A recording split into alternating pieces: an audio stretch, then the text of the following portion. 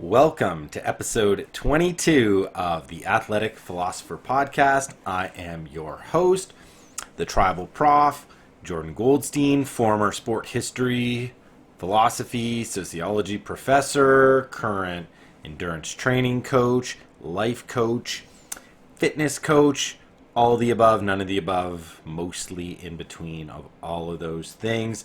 This is the first podcast of 2025. It's very cool to start a project in 1 year and have it wrap around and continue into another. So thank you everybody for coming along for the first 21 episodes in 2024. My goal for this year is to pump out at least one of these a week, along with 2 Substack articles. So I'm trying to up my creative productivity, but I'm at a little bit of a deficit coming into the year. And one of the beautiful things about being on social media, doing this sort of online coaching gig, is that everything in life becomes content. Everything in life becomes a teachable moment, something to share. And everything in life is effectively a way you model your coaching philosophy, your philosophy towards life, how you guide your clients, how you guide your athletes, and you get a chance to show it yourself. And for the past, I don't know, what will we say? It's even hard to know. I've been involved in an international move with my family. For probably about the last 3 weeks, going really hard, but ultimately this is like the culmination of what I would call our entire 2024.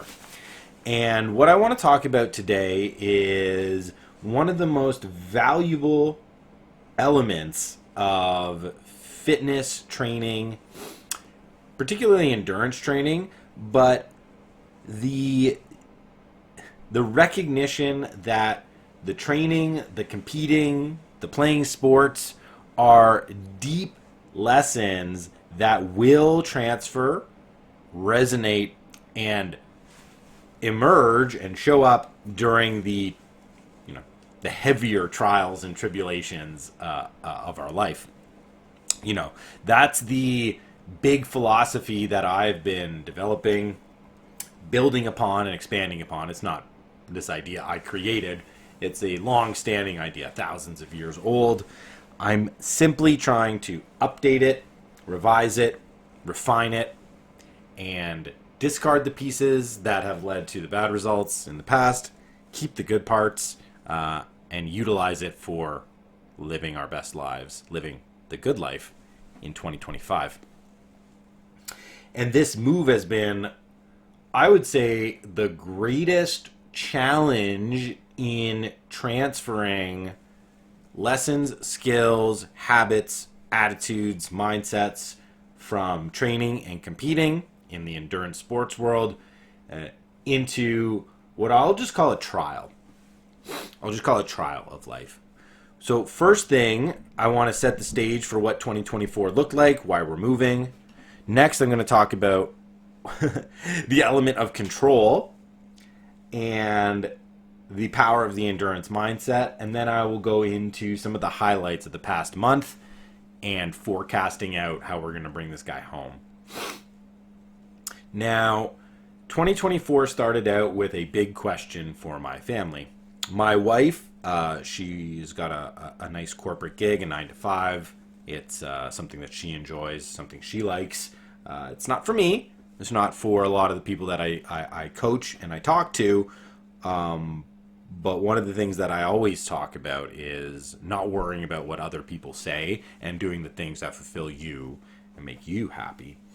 And my wife has been an absolute rock. She's been my foundation. She's been my biggest cheerleader, my biggest supporter. When everybody else in society, in my family, all my friends, kind of, I don't want to say they buried me. There were some people that didn't, but most did. Most people buried me during the pandemic. She stood by my side. She supported me in not taking the experimental pop even though we had some good adult conversations about why she maybe wanted me to do that. She supported me fighting the vaccine mandates. She did not give in to any of the pressures to just ostracize me or go to social events without me or any of that stuff. And while she was doing that, she was also supporting my move to quit the university, not become a tenured professor, which was, the kind of life path, the shared life path that we had, envisioned for ourselves. She wanted to work one job. I wanted to become a tenured prof. And in order for that to work, there's just a lot of things that have to fall into place. It was clear that I was never going to become a tenured prof. And I wanted to bet on myself. I wanted to prove to her that I could make it in the online world, utilizing the skills and knowledge that I have as a professor in order to teach people how to live athletically fulfilling lives.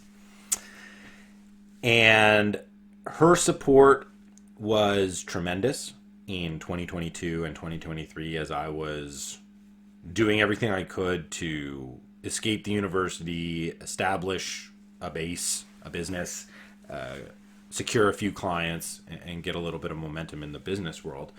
Now, 2024 was a good year in the sense of, the numbers looking in the black, clients signing up, re-signing up, expanding my role on tribal training as the tribal prof. Shout out to Ryan Dreyer for bringing me on and giving me that stability as well. So 2024 was a pretty solid year, but 2022 and 2023, I would say I caused a lot of wreckage. I caused a lot of wreckage because I just needed to escape, and I didn't really care what that sort of looked like. And I brought her along through the wreckage, and it led to some difficult moments and some difficult conversations in our relationship, mostly around money, which, all husband and wife teams have to go through at some point or another. And, I made a really big shift in 2024 in terms of my communication, my transparency, my honesty.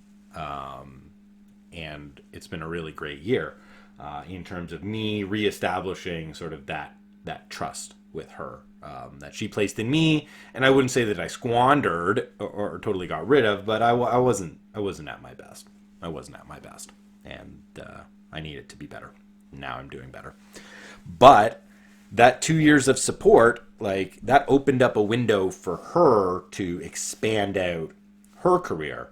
Like, we're talking in the depths of the vaccine mandate craziness up here in Canada, where, like, you just didn't know what was going on in 2021. It's like, are we going to, the unvaccinated, are we going to have to pay a health tax? Are we not going to be able to get medical care? Are we going to be rounded up and put into camps? Like, sounds crazy now, but go back and read the newspaper headlines. Like, go back and look at the public conversations that were happening in this country right before those beautiful truckers decided to convoy across the country and eventually kind of save the world from the COVID totalitarian nightmare that we were all living under.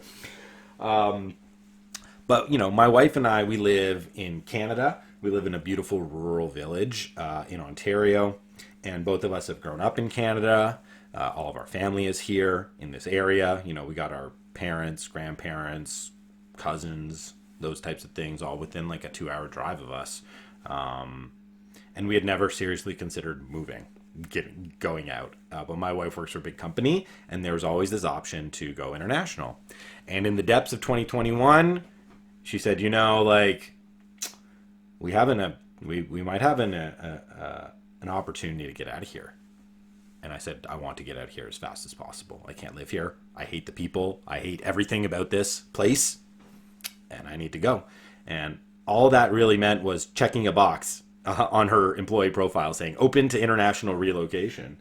And all that started to come to a head at the beginning of 2024, right? So this is something that happened, 2.5 years ago. But this process, really started to kick off in 2024. My wife was coming to the end of kind of like a 2-year term in one role at her company, and she wanted to move up. And everybody at her company wants her to move up because she's just a superstar, like an absolute superstar. And we had all these different options. Are we, for her? One of the options was switching companies and staying in Canada. Another was like moving to different places within the company internationally. Another one was moving internationally in a different company. Like there were 8 different options that we sort of put out at the beginning of 2024 in terms of where we could live, what the jobs were going to be, what they were going to take. And, we looked at the cost, we looked at the benefits, we looked at the opportunities. Some of these places, it was like we may have been moving to England, may have been moving to Switzerland, may have been moving companies, may have been moving in Ontario, maybe just staying pat. Like, there's all these different options.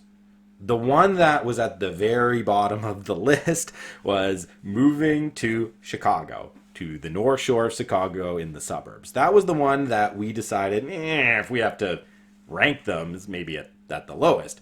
And not because we didn't want to necessarily go there, but because maybe not the best for the kids, a really big urban or suburban environment. Like we literally live... I should take the camera here and show you the horse farm that's in the backyard of my house here, in rural Ontario. So there's some trepidation. But, over a few months of this window closing, that door closing, right? A couple of interviews didn't go her way. It looked like the promotion and the sort of job enhancement that she was looking for, the new challenges in her job that she was looking for. She's like me. She always wants to be learning and growing and challenging herself and not doing an easy thing. The last choice on our list turned out to be the one that came true. And we found out, I'm not even really sure. Like this whole process has just been so... What, like Charlie Brown in the football? Like you go up to kick the football and then it just gets pulled away from you. I think it's Lucy that keeps pulling it away from him. Anyways, like I remember Zion 100 talking to Mike Donatelli around the fire. He's from Chicago, saying, "Hey, dude, like we're gonna be moving to Chicago pretty soon, maybe in the summer." Right? So it was maybe like March, April that Chicago seemed to be the place we were about to go. But I'm talking to you now in January 2025 and we literally just moved to Chicago. So what's been going on? And how does the endurance mindset like allow me to not only like locate the primary target for my energy, but also to keep a positive attitude throughout what I called like a gigantic trial. So one thing I don't want this podcast to be is me complaining about anything. Like I'm not complaining about the move. I'm not complaining about the difficulties. I'm merely just expressing the truth of our experience. And while it has been difficult and it's hard and it's trying, it's all for something beautiful. It's all for something positive. Like it's for growth, it's for challenge, it's for adventure, it's for new exciting opportunities, right? So I'm very grateful and I'm very privileged and lucky to be able to, move countries relatively seamlessly, to have great opportunities for myself, for my kids, and for my wife on the other side. We're very excited to go, but this process has been trying. Like it's been an incredible trial because we have not been in control of this entire process, right? And the endurance mindset really allows you to thrive in spaces where the vast majority of the variables are out of your control and you are forced to focus on the very few little things that are in your power as a way to keep moving forward instead of being paralyzed or, in many instances, quitting, right?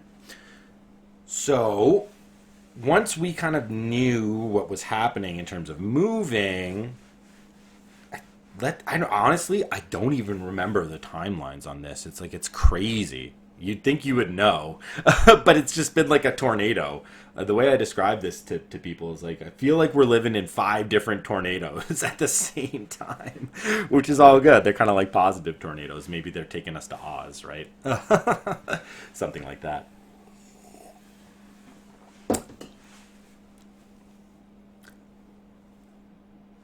So one of the things that's true about this move, right, is my wife's company is handling the whole thing. Like they're securing our visas, they are handling the moving company, right? They're giving us all of these benefits and options of things to do while we're in the move, right? So we're well compensated, we're well taken care of. But could we get a little stability? Could we get a little consistency? Could we get a little foundation on dates and when things are about to happen? If it was just my wife and I don't think it would be such a big deal. But we have two young kids. Like, we have a six and a half year old girl. We got a 3-year-old dude, right? They have activities. They have school. Like, they have friends. Like, there's all these things that we want to coordinate for them, but we can't do it because we're in this kind of limbo period where we're moving. We're moving to Chicago. My wife got the job. My wife got this promotion. Total rock star. Way to go. Now we wait. What do we have to wait on? We got to wait on the visa process. Turns out the legal department at her company, which deals with this, is totally backlogged. So we're told in sort of like late spring, summer, we're moving. And in our mind, all right, we want to move by September because we want to get the kids in school and we want to get them in activities and we want to have all that process smoothed out. Months go by. We don't hear anything. We're in August. Still haven't heard anything. So in our minds, right, okay, now we're not moving until January. Like, we're going to put our kids in school. We're going to give them the 4 months here. We're going to keep them in a few activities. We're going to give them a sense of normalcy.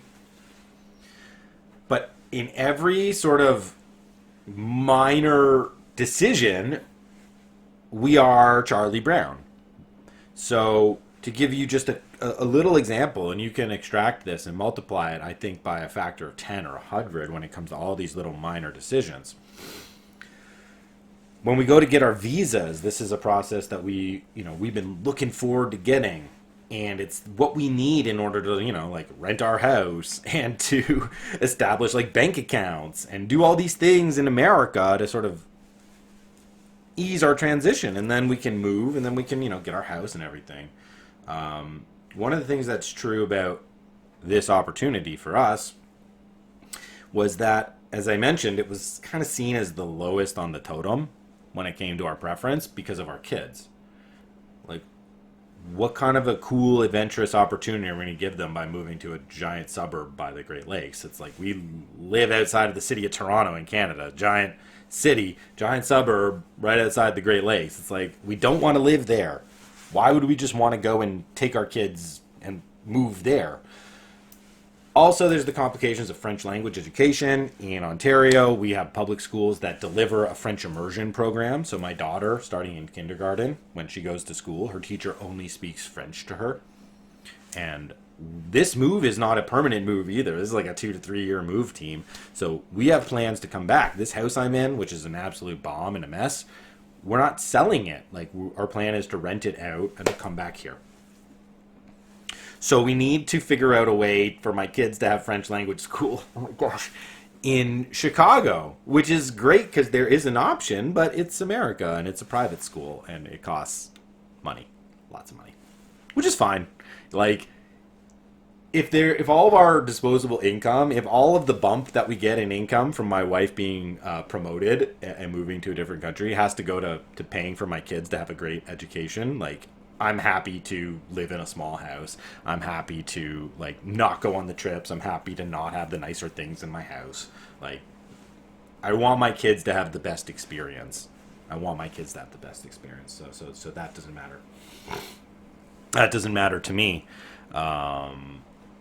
But there's all these complications, and we have to pay a deposit, and we got to get the kids kind of like in school by January. Otherwise, the school won't take them for the year, and then we're kind of like in this limbo where we paid money, but the kids aren't going to school. So it's like we have to get them there by January 1st, and we're waiting on these visas. It's September, it's October, it's November. Now we're getting into December, and it's like, finally, the legal team delivers the paperwork to my wife where she can go get the visas. And honestly, because there are just so many things going on in our lives, my wife and I made the decision, and maybe we're paying for it now, but it's, hindsight's 2020. We decided not to go full into moving mode because we didn't want the entire rug to be pulled out from under us. Maybe maybe the visas don't get accepted. Like maybe it just, something happens and we're unable to move. There's this uncertainty that's been hanging over this entire process for us. And this is where the endurance mindset really came through, right? And I know I'm supposed to be talking about visas here, but like there's just so much stuff. My mind is clearly a tornado, and I'm trying to piece it all together in real time on this podcast to express to everybody just how crazy this has been. Like it's just been, you think you're going to do something one day, and then it turns out that thing doesn't exist, and then you've got to totally recalibrate, but then 2 days later, it's like that thing does exist again, so you got to change up. So it's this constant, again, like going to kick the football and having it pulled out, but you have to keep lining up, and you have to keep going to kick the football, even though you know it's about to be pulled out from you. So we decided, and this is sort of like where the endurance mindset comes in, of like just 1 foot at a time, 1 step at a time. Don't think of the big race. Just think of what you're in control of. Like, if you feel bad, know that you can get it back. It's okay to be okay. Like, all of these themes, all these mindset tricks, like, all of the experience of being out in punishing physical conditions and having to figure out a way to keep moving forward when all you want to do is quit.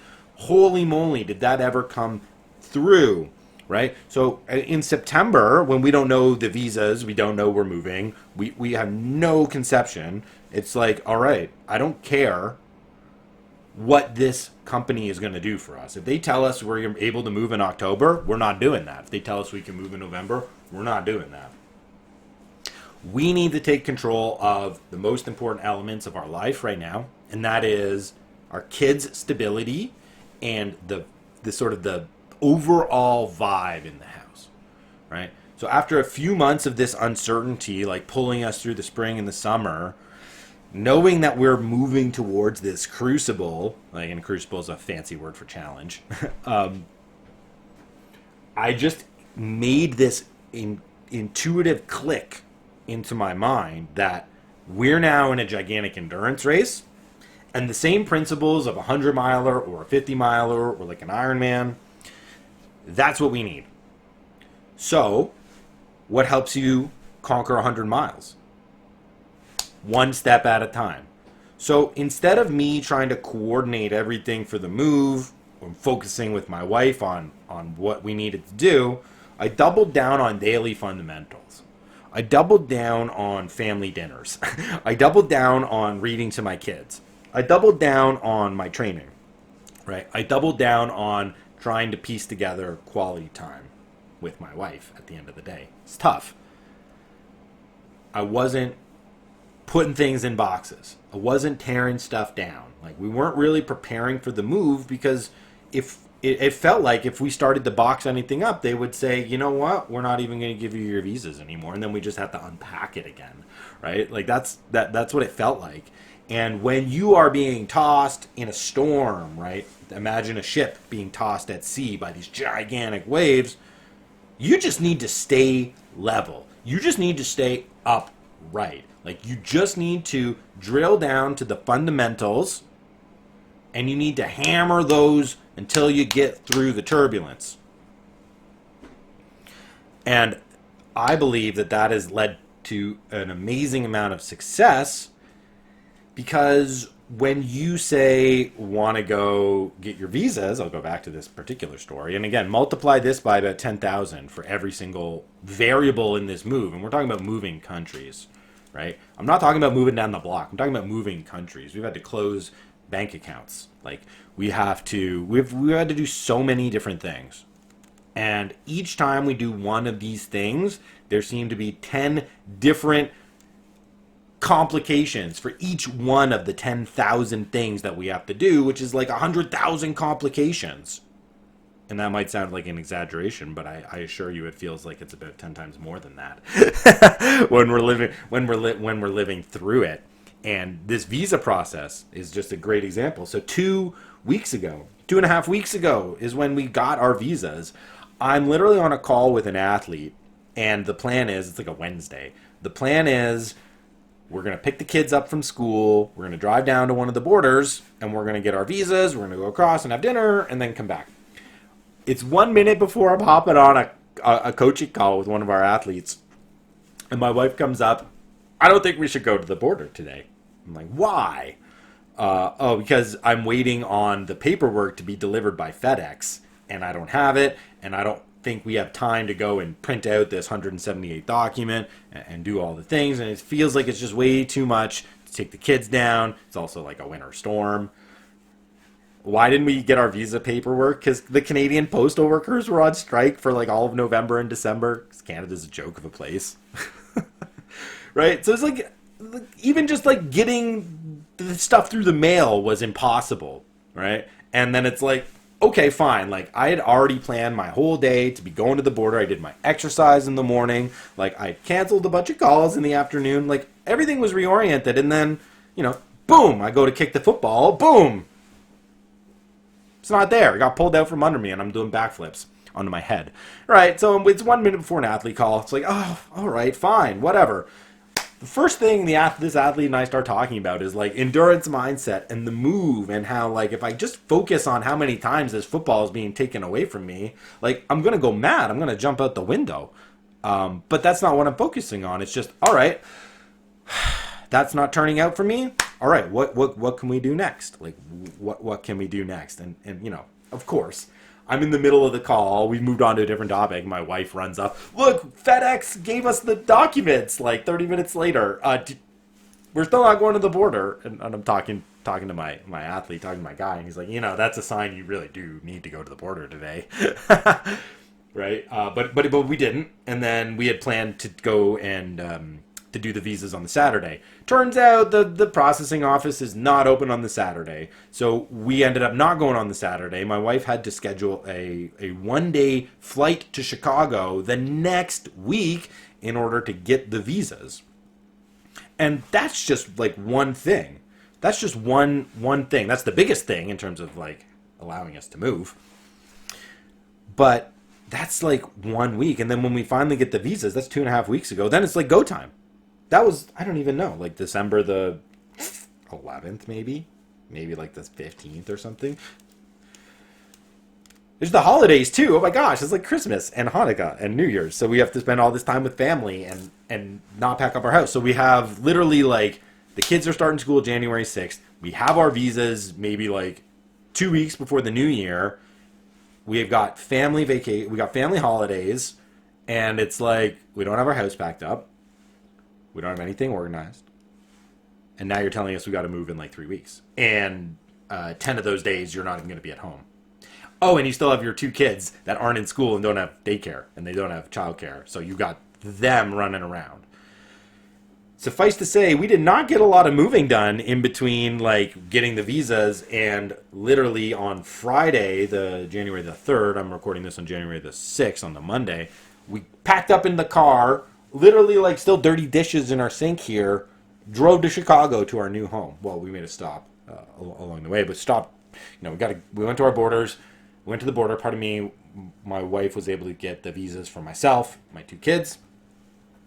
They're in Chicago. My kids are literally waking up right now, getting their breakfast, about to go to their brand new French language school. I'm very excited for them. I don't know if I'll even get to talk to them before, just because my wife is in Chicago. She's all by herself with the 2 kids and a snowstorm and her job and their new school. And it's just so many variables, team.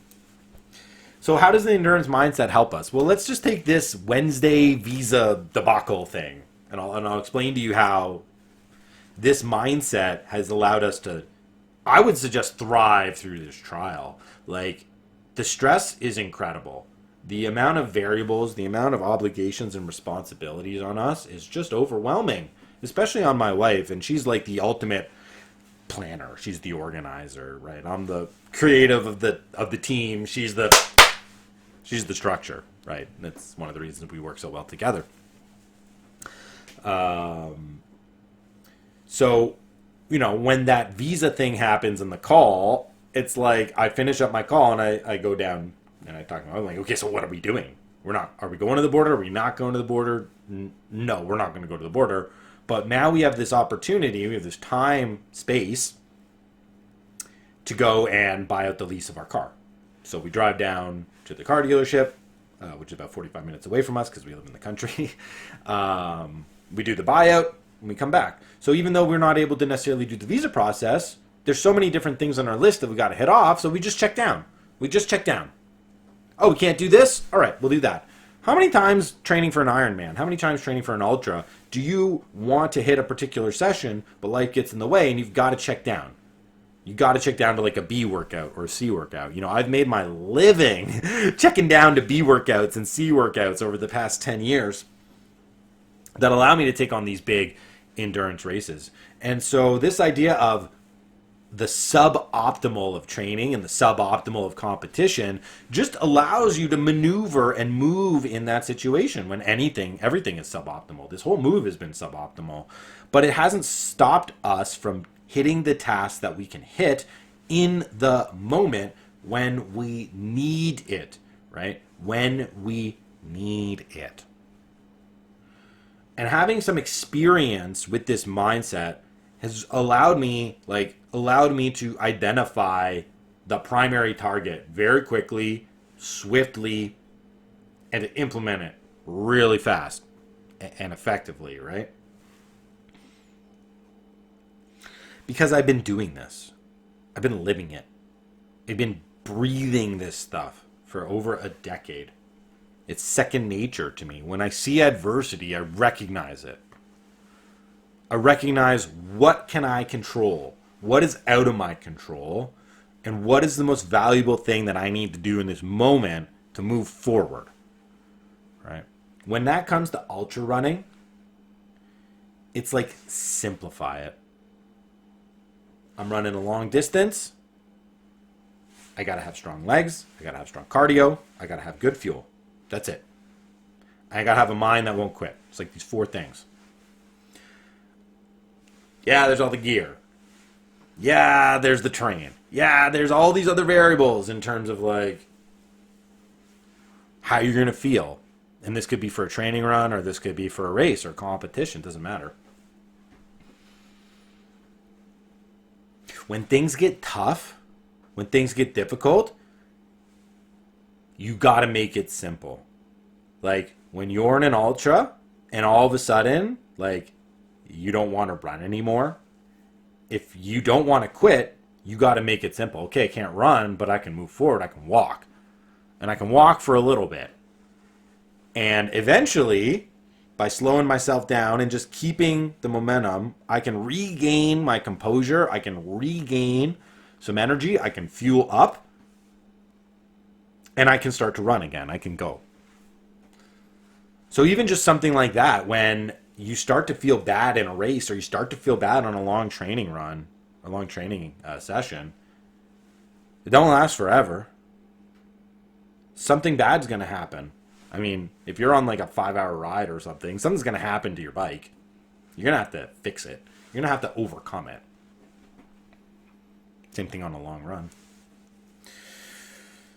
So this endurance mindset of understanding the big picture, recognizing the small interlocking steps that allow you to complete the goal and how to remain on target when adversity hits, when excuses start to creep in, when things start to get really hard. How do you stay on track? How do you stay on target? And there's a layer deeper than this. I am the one who tells you to train from your heart. Locate the motive power of training inside of the core of your being, who you are, using love. When you utilize love, there's 2 important things that happen. 1, clarity. It's obvious to you what matters, and it's obvious to you what is kind of like superficial and maybe seems like it matters, but ultimately it doesn't. So you get clarity on your values and your priorities. Right? There's an obvious hierarchy that occurs when you start to live through your heart. right? So you get clarity. And then the second thing is the adversity, right? Doesn't even seem that hard, right? Love allows me to power through anything. Love's the most powerful force in the universe. I believe that. Something that is way too difficult, if I don't care about it, becomes necessary for me to do when I'm being powered by love. All I need to do is think about the difficulties in my relationships with my family, and knowing that love's the thing that pushes me to do all those hard things for them, for myself. So, why was it so easy for me to identify the necessary aim when it came to this move? What am I in control of? I'm not in control of organizing. I'm not in control of dealing with the company. I'm not in control of the visas. I'm not in control of the move in really any way, shape, or form. What am I in control of? The tenor and the environment of the home. Moving is stressful. It's very stressful. People don't do it because it's so stressful, even if they want to. The loss scenario for me isn't random boxes in the house or a couple of squirrely days, right? In terms of me not being able to say, like, work as much as I want because I have to clean up some garbage in the house or do some extra organizing or go get this form or go do that. That's fine. You know, it's not optimal for me running my business, training for a 50 miler that, oh my gosh, we're running in 20 some odd days and I'm supposed to be live coaching, you know, like 10 people along the way of this 50 miler in the desert, which I'm super pumped for. And I'll save this one for the end because I've utilized this whole move as mindset training for this whole endeavor that we're doing. Right? The loss scenario isn't a little bit of discomfort on me. The loss scenario is having, like, the integrity of the family ripped apart. Kids screaming, I don't want to move. Not cooperating. Not being excited. Being sad when they get to this new place. It's tension. It's hostility. It's resentment between my wife and I. You know, she put us through this process. I said I wanted to do it. And I have a really great expression of this. It was in a Travel Cafe podcast that I did earlier where I was really fearful of moving. Like, my wife and I, we were off on a trip in Barbados, the two of us. She had won a trip through her work. Again, she's a superstar. Just a rock star. And I was just feeling all this resistance to moving once I recognized that we were going to Chicago. And she gave me the ability to pull the plug. She said, we don't have to do this. We don't have to do any of this. And boy, what a weak decision that would have been if I would have taken it, huh? Not a chance. Not after she supported me. Not after she did all those things for me. Was I going to take this away from her because of a little fear of discomfort and a challenge, right? But holy moly, I don't think either of us signed up for this, right? So as things continue to spiral, I guess, out of our control and into these, like, concentric tornadoes of uncertainty, right? Making sure that we are on the same page and that, you know, a tiny little moment of frustration doesn't turn into 3 days of not talking or of fighting or of showcasing negative emotion in front of our children, right? Which is something we don't do. These to me were the gigantic loss scenarios, right? If we're in a giant storm, the most important thing is just to get through the darn storm. We'll pick up the wreckage afterwards. You know what I mean? Like most people don't make it through trials like this. Families that are strong can be absolutely ripped apart. And I was very aware of that. And to me, that's the most important thing. What's my value? My values are family, loyalty, right? Principle, doing the right things because they are the right things. So this was a chance for me to prove that. It was a chance for me to say, my position in the house, and this is sort of like check your ego, get a little bit of humility. I'm not the sole breadwinner. I'm not the one who brings in the biggest paycheck in the house, right? My job, therefore, isn't to provide the money. My job is to manage the stability of the home, which is fine. I thrive in that role. I'm more suited. I'm more suited to thriving in that role than being the person to go out and crush business and crush work. That's just not who I am. That's just not who I am. So I recognized, I got to take a back step on my biz in terms of what I can take on in terms of starting new projects or looking to onboard new opportunities in terms of what I offer as a coach. It was more, let's go into maintenance mode, right? Let's keep this thing humming.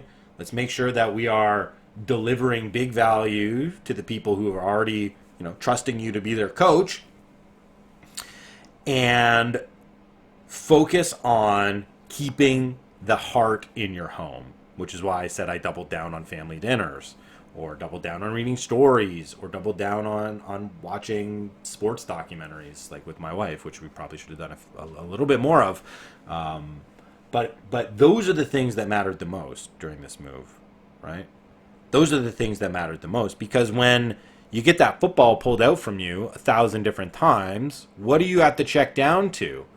Well, if I can't do this, and I can't do that, and I can't do this, well, at least I can make sure that we're all happy, that we're all healthy, and that we don't tear each other apart in the process. And this might sound like a little bit of a strange strategy for somebody who is an online business coach an online coach and who does online business to be talking about on a podcast that is, content to effectively prove myself as an online coach. It's strange. It's strange, but I've noticed that the more that I double down on my heart, the better things happen for me. And when I utilize the brain to try and do like the cost benefit analysis of certain decisions, like it just blows up in my face. This has been especially true for business. Like when I've gone the unconventional, lean into sort of the weird way in which I approach things, like business goes pretty well for me. When I try to do what a normal business person might do in an online sense, it blows up in my face. So I just decided to double down on the heart. And one of the counterintuitive things that I did right before my wife got those visas, I think it was the same week. Oh my gosh, it definitely was the same week. I drove 9 hours to go hang out with my business coach, Zach Hummel, in Indianapolis, and we didn't talk about business. Maybe 30 minutes. What did we do? We trained, I spent time with his family and his son. We chatted about coaching, about life, about different philosophies. It was just great to hang out, but we didn't talk business. We didn't talk budgets or spreadsheets or lead generation or content, right? Content aims or like projections for Q1 and Q2. None of that. The 30-minute chat we had on business was me saying, I need to take a back seat on my biz for the next couple of years as we live in a new place. And my job is really to, I believe, maintain the business, grow it a little bit each year. I don't want this thing to die. But my role is simply to be this steward of the house, to make sure that we have continuity. We're living in a new country.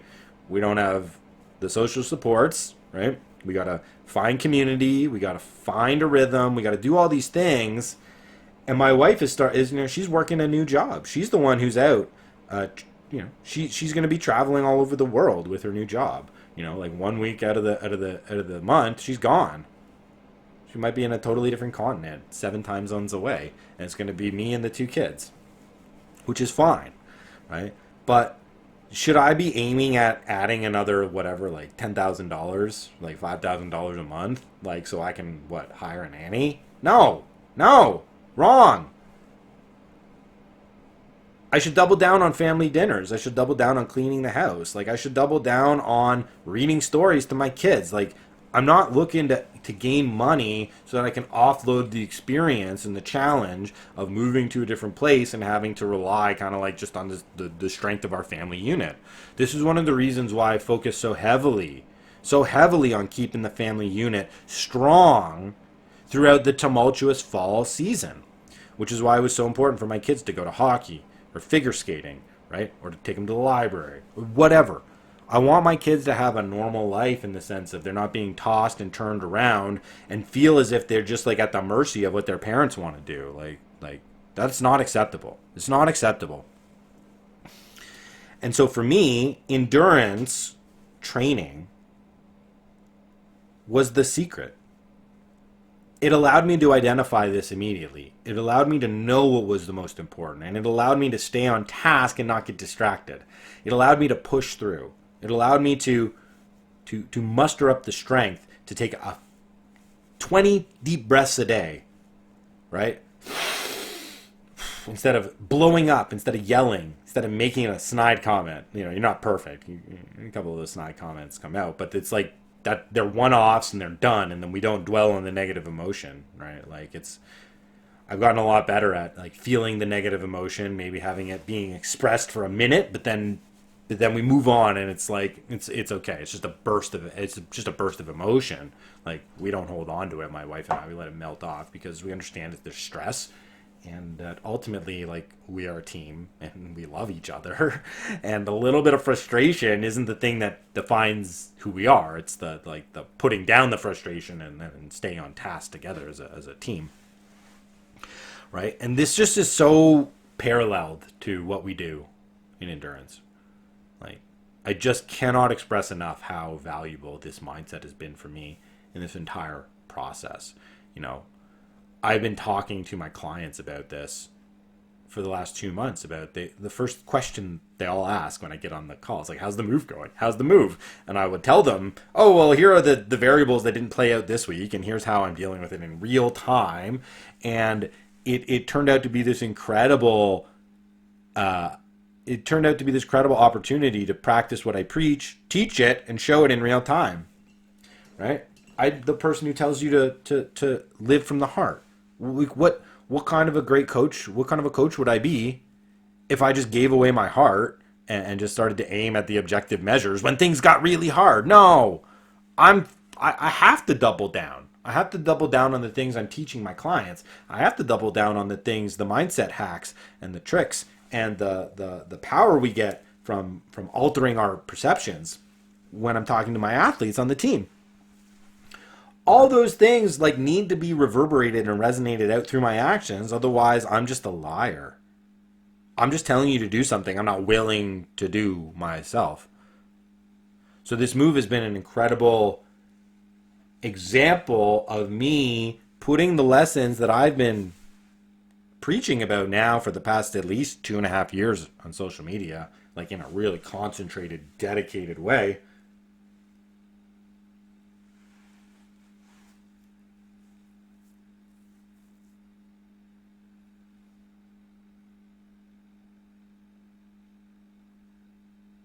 Lost my train of thought. It's a tornado.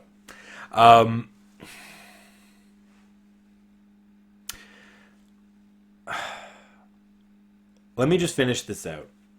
Because I think I'll talk forever and I have like 1,000 things I got to do today. And I've been like needing to express myself, needing to be creative, needing to get something off my chest, but it's not been the correct time. And I finally have a little bit of chance here. So I appreciate everybody for listening. I appreciate everybody for giving me the space. So, I mean, this is my own podcast. I can do what I want with it, but I'm not just going to use it as a way to like stroke my own ego and sort of like dive into some sort of a hedonistic experience. Like, I want these podcasts to be an expression of deep truth, but also like utilized by the people listening in terms of the lessons I'm trying to communicate. So let me just wrap this up before I just continue to talk. And this is almost like some confessional about this move at this point, which is great. It feels like I need it anyways. During all of this, I am training for a 50-mile ultra in the desert mountains of Arizona with my teammates. We are running the Elephant Mountain 50 miler on February the 1st. Oh my gosh. How many people train for ultra marathons when they move in? Not many people.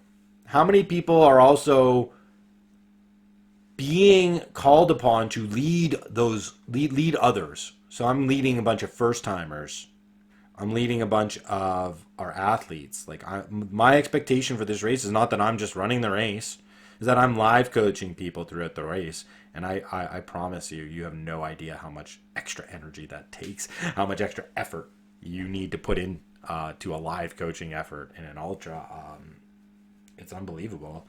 And I've been viewing this race as like the biggest challenge. It's the biggest challenge, the biggest physical challenge, the biggest mental challenge, the biggest spiritual challenge. And I haven't been able to train. I haven't been able to train in what would be even considered a suboptimal condition. It's just like a wasteland. It's a wasteland when you don't know what you're going to be doing on one day or the next or the next. And you need to be scheduling like 2-hour trail runs, 3-hour trail runs. We have like in the tribe this week for the people on the team, we got our tribal challenge, 4x4x24. So 4 miles every 4 hours for 24 hours. So it's like a modified Goggins challenge. I'd love to be able to do that, but there's no chance I can take myself out for a day. Like, I actually need to be sleeping because I haven't been sleeping because we've been moving. I've been driving for the past 3 days in a row, sleeping on hotel beds and air mattresses. And now, like, we're back here and coordinating the move. And yeah, it'd be great to hit that challenge, but it's just not really responsible for me to do that given where I'm at in my life. But then I recognize I gotta train. So how does the endurance mindset kick in here? Well, what do I need to be doing in the 50 miler? I'm not going to be running my own race, which means I'm not going to be running my own pace, which means my own physical demand is going to be a little bit less. It's going to be a little bit less, which is good.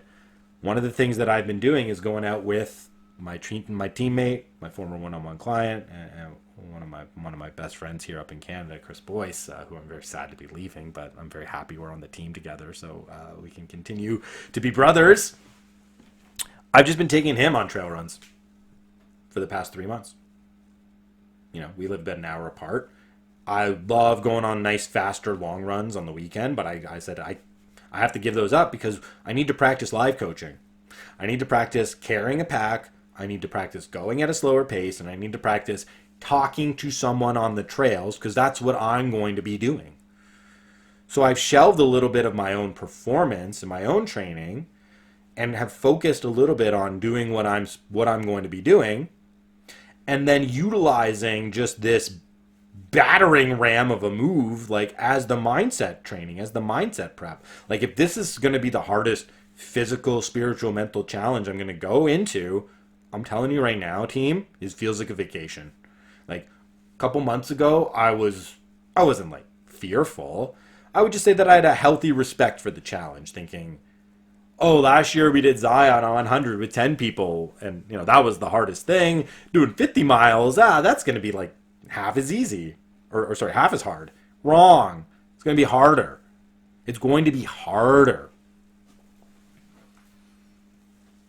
because of the amount of people that we're taking. There's 15 of us, guys. It's crazy. It's going to be so hard. All right. So I'm utilizing this move, which has clearly been this incredible trial of discipline, of focus, of concentration, of dealing with uncertainty, right? I'm so excited to just get onto a trail and have to run 50 miles. I cannot tell you. That is a vacation because that's certain. There's a date, there's a start time, there's distance, there's people going. I have a solid expectation that's going to happen. I have no expectation on what's happening in my life up until that point. We're supposed to be moving. We don't have a date for our movers yet. My wife and kids, they're living in the States and I'm back here in Canada. If we don't get this move scheduled within the next day or two, my brain might explode because I don't want to spend any more time apart from them than I need to, and I don't want to be here alone. But it's possible the move might not be scheduled till next week. Like, we just don't know. We just don't know. And then there's a whole series of dominoes that falls depending on what the day happens. So I got no control over anything. So by recognizing the parallels between endurance training and life, I'm able to move through the trial of life as a way to train for the endurance event. And I am very excited about the potential and possibility to just get out on the course with my teammates. And I have not missed a training day in terms of putting up a zero. I still get my 20 to 30 minutes of body weight exercises or weights on days where I can't run. If I'm running, maybe I'm not hitting the 90-minute runs, but I'm certainly hitting your 30 minutes and your 45-minute runs. Like, I haven't stopped moving. I haven't stopped getting better in that sense. And even just not putting up zeros is a monster win in this season of life for me. That gives me confidence. That gives me the confidence to be able to go and train. And just to bring this all back full circle here in terms of knowing your priorities, like, listen. If I go to this 50-miler and I blow up and I didn't, like, the person who needs to be coached when everybody is depending on me to be the coach, that's a loss scenario. It's a giant loss scenario for me as a coach, for my business, for my confidence. That is not an acceptable place for me to be. That's not an acceptable place to be. And so even like the decision to say stay at home and type out content or email, like send out some leads or do some financial stuff, that doesn't seem as appropriate for my business as going out and doing a 2-hour trail run in the snow. Because if I don't do the 2-hour trail run in the snow, I won't be a good coach. And if I'm not a good coach, I don't have a business. I don't have a business. So the priorities for the move have been family, training, business. Family, training, business. My business is reliant upon my values. Fitness and family. If I do not have those two intact, my business, it won't work. It won't work. It won't be me. It won't be authentic. And I wouldn't trust me. I wouldn't trust me. Now I'm going to wrap this up because I will talk forever on this. Because I've been bottling this up for weeks. And again, this is not... None of this should be seen as complaining. And if it does come across as complaining, I apologize. And that's not my intention. I am grateful. I'm so grateful for the challenge. I'm grateful for the trial because it's allowed all of us to rise and to grow and to enrich our characters when talking about my family. And I'm all about those opportunities and I welcome them. I'm just being real with you on how you get through an incredibly stressful situation in life with 1,000 different variables, each with 1,000 different components, all of them seemingly out of your control, all of them seeming to work against you. I think I described it to my wife yesterday, or 2 days ago. Pardon me. It's like we stay at a hotel overnight. We drive the final leg to Chicago. I make sure I get up, I get a good workout in at the hotel, I bring my running shoes, and we're unpacking the car at our new house in Chicago, and lo and behold, I forgot my running shoes. And I'd been looking forward to getting up and going for a long sunrise run in our new place, maybe go and run to the lake and watch the sunrise, because, that's a great way to say, hey, we've arrived, I'm getting good training in as well for my 50-miler, and I'm also driving 10 hours back home, so I want to move. And just in the moment of not having my running shoes, it's just it's not that big of a deal, but I described it to my wife as I feel like every single day I get kicked five times in the stomach, as hard as possible. I'm sick of being kicked in the stomach. I'm sick of it. And the gut punch of just not having your shoes, 3 weeks into all the chaos, it's it's overwhelmingly negative. It's overwhelmingly negative, and it just hurts. And it just hurts. When you don't have that, and you get into a bit of a funk. Because you just don't have your running shoes. You just don't have your running shoes. But again, what did I do?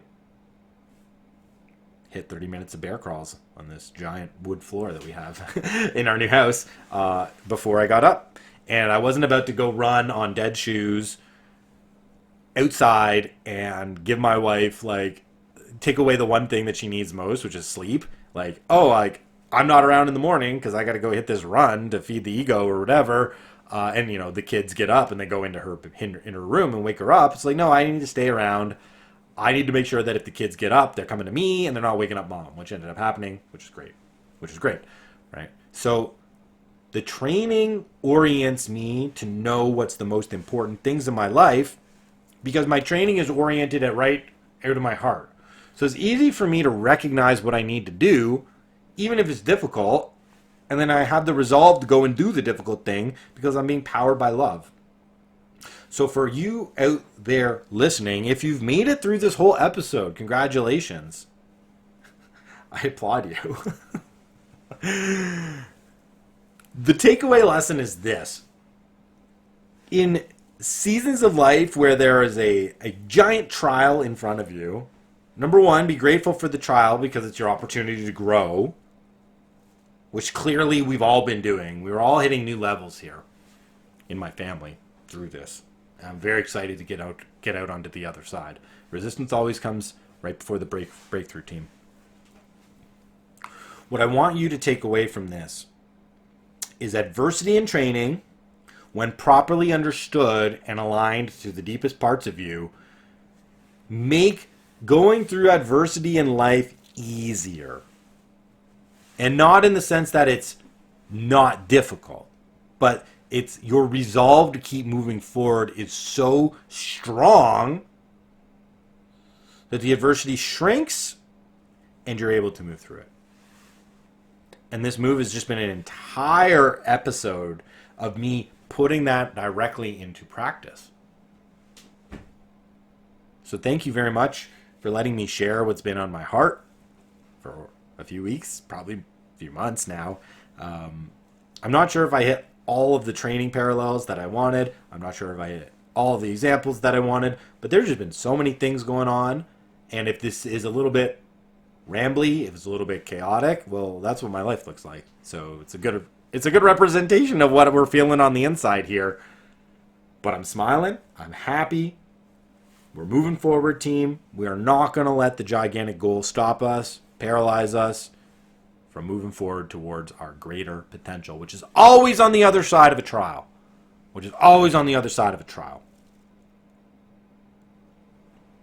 And training lets you know this.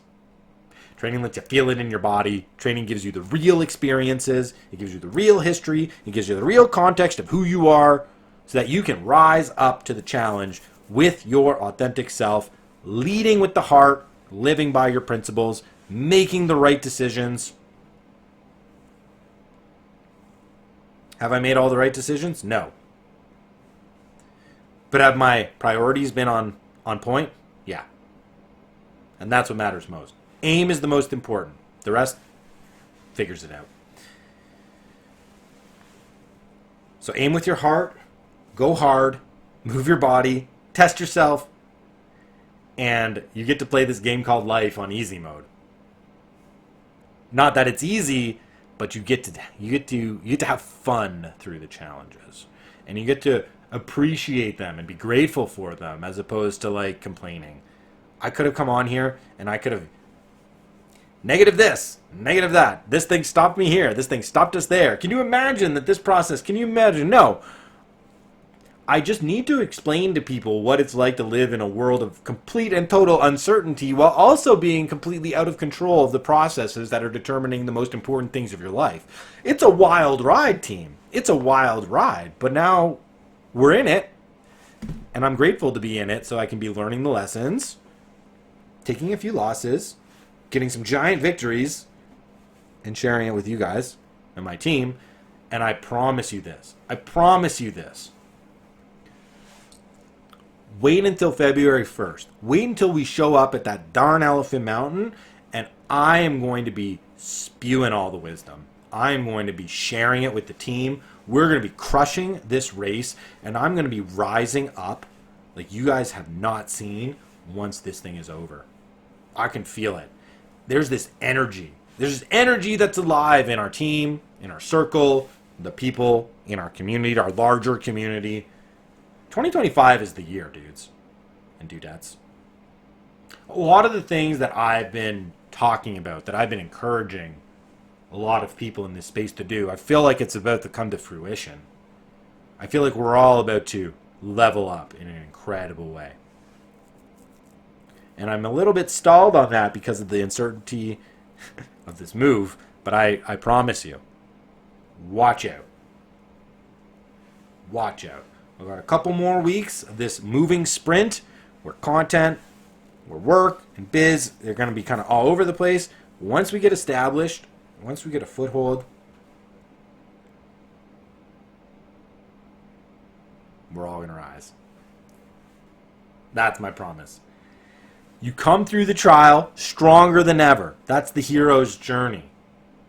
Be grateful for the trial. Be grateful for the challenge. Sports taught me this. Sports made me a believer in myself to be able to do it. Peace and love, team. Let's do it.